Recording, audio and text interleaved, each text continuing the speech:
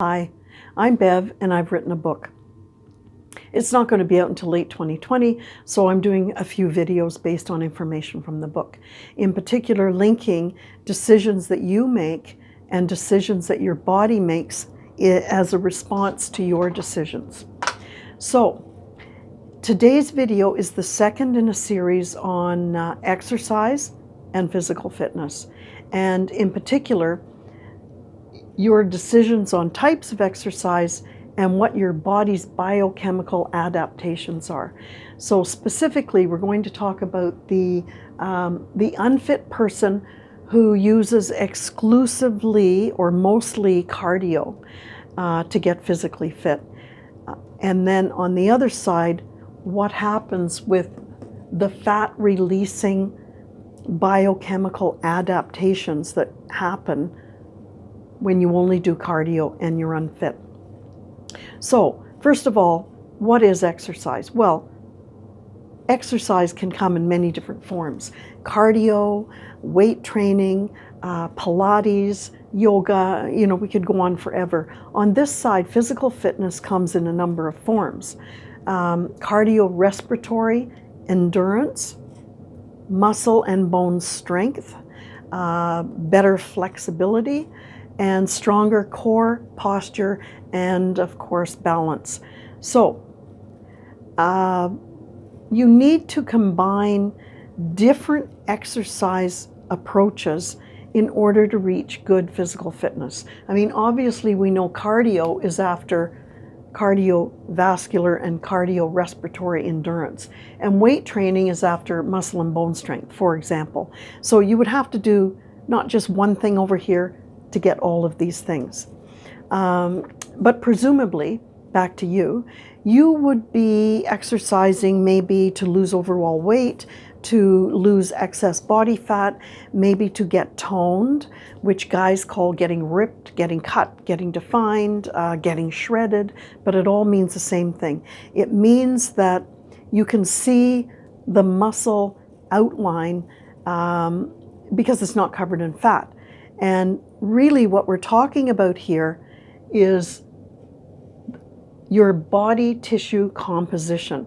So when you're physically fit or you want to become physically fit, this is a very important issue. And if you go to the gym, personal trainers are always taking your body fat percentage, right? Well, because that will tell you how healthy you are or how fit you are. So if you want to be more fit and you have to change your body tissue composition, you have a body fat tissue and you have lean muscle tissue. So the more fit you are, this is lowered in percentage and this is raised in percentage. Okay? So an example, and I'm going to take the unfit treadmiller. I know you don't want me to take the treadmiller all the time, but unfit people often do pick the treadmill when they first arrive at a gym. I mean, it's very intimidating looking over at the free weights and the machines, and you really don't know what to do, and you've heard all these myths. Women have heard that if they lift a lot of weights, they're going to look like a man. So they pick the treadmill. Everybody knows how to walk and everybody knows how to run. And they believe that if they're really working hard on the treadmill, that they're burning a lot of body fat. But is that true? I mean, maybe your body is making completely different decisions than you think it is. Maybe being on the treadmill is not the most efficient way to lose body fat.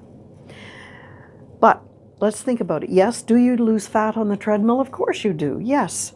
But you really don't necessarily get toned. You may end up with a smaller version of the same body. You're still going to have belly fat, and you're going to have saggy arms, maybe even worse saggy arms than when you started. So why is that? What is the issue? Well, I'll tell you what the issue is in one word.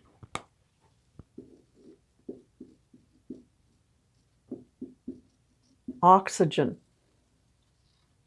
If you want to burn fat or release fat, you need to be oxidative. So, an unfit person on the treadmill does not have sufficient cardiorespiratory endurance. And what that means is that their blood vessels cannot absorb enough oxygen and cannot transport the oxygen enough to meet the energy demands that you're making of your body. So the unfit person, when they first start on the treadmill, are they aerobic? Yes. And what does aerobic mean? It means that they are using oxygen, respiratory oxygen, to release energy, for example, fat. And this is good, right? Let's talk about fat. What is body fat? Body fat has fatty acids.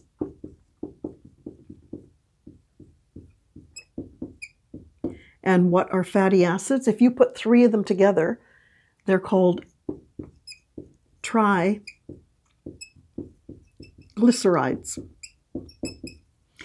And I'm sure you've heard your doctor talk about triglycerides. Oh, you got to get your triglycerides down, right?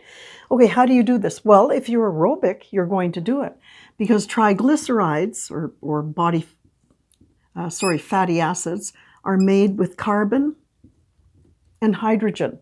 And if you can break those up, if you can release those because they're bound together, if you can break them up, well, you can release your fat, which is great.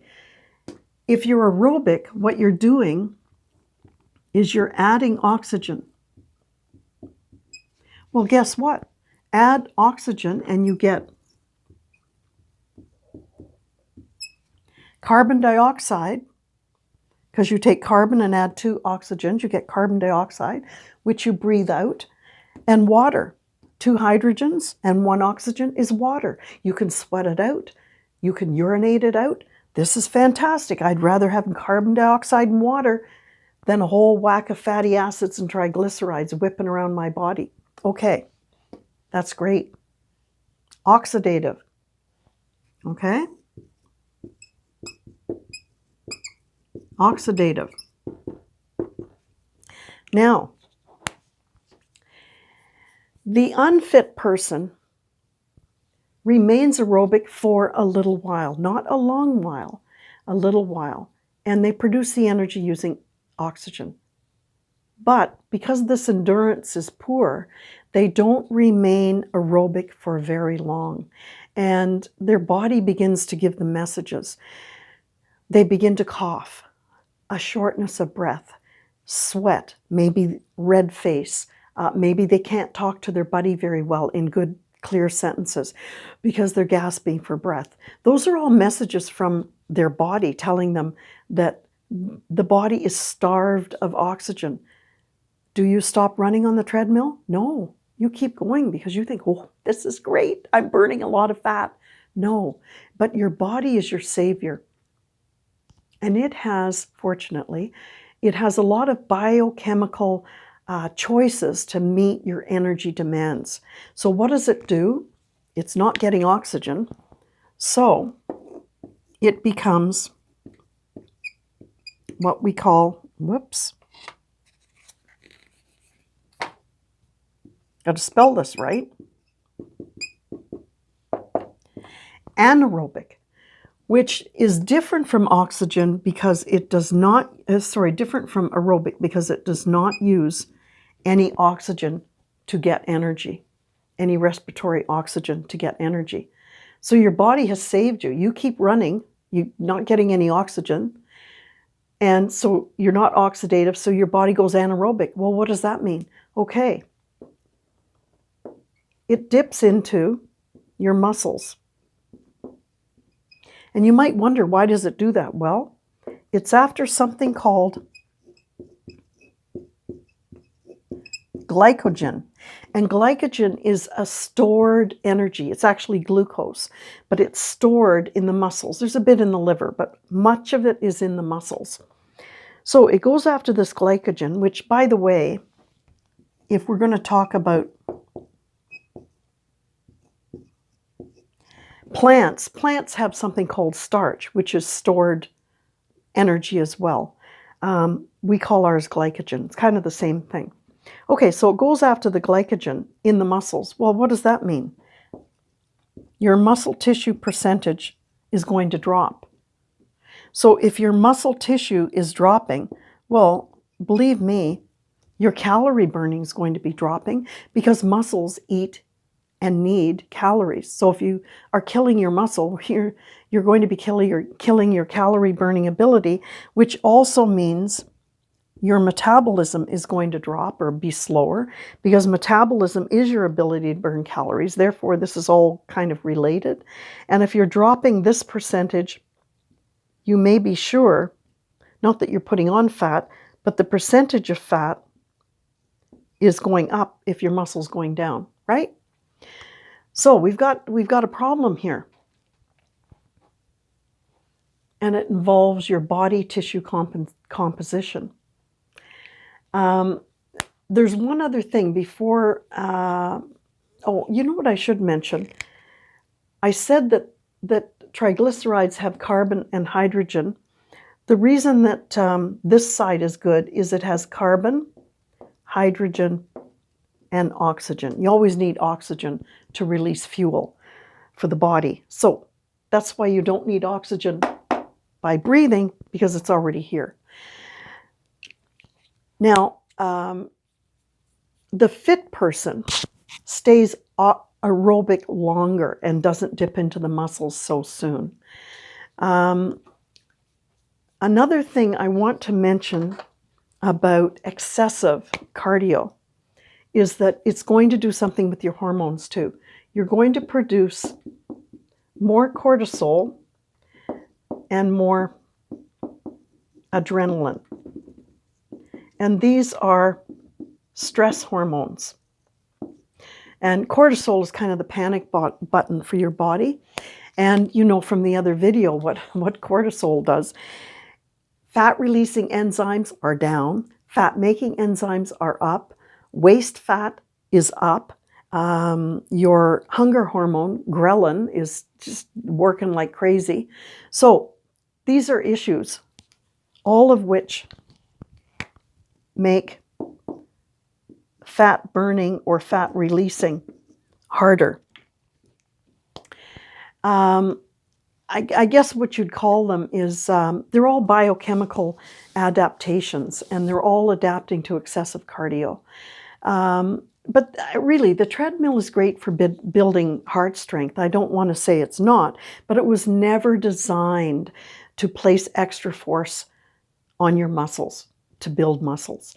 Cardio equipment that would add some forces would be stair climber, stepper, stationary bike, the rowing machine. And if you go into group classes that incorporate weights, that will also add some extra force for your muscles.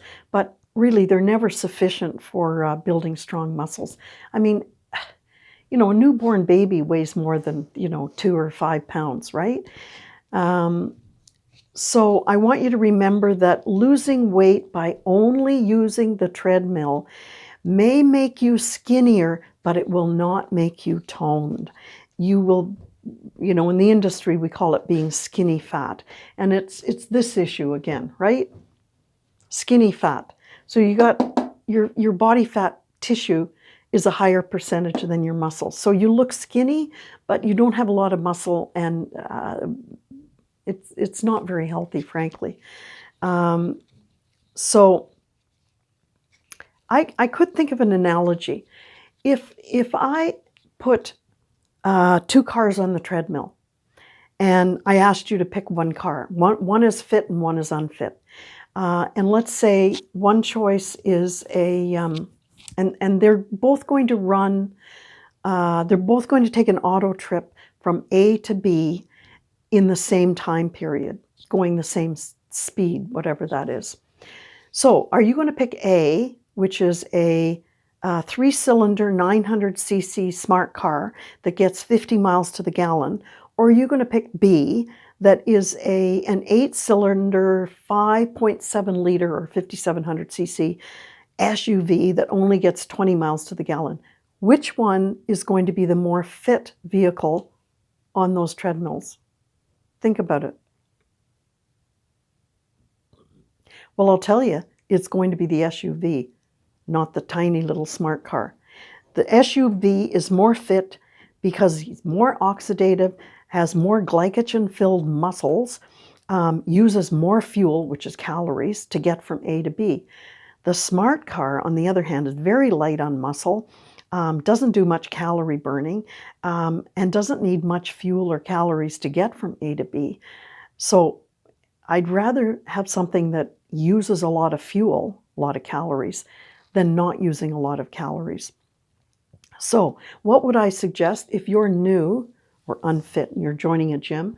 I would say you do weight training maybe 75-80% of the time, and you do cardio only 20-25% of the time. That's what I do with unfit new people to the gym as a personal trainer, because you just can't burn a lot of fat if you're not fit.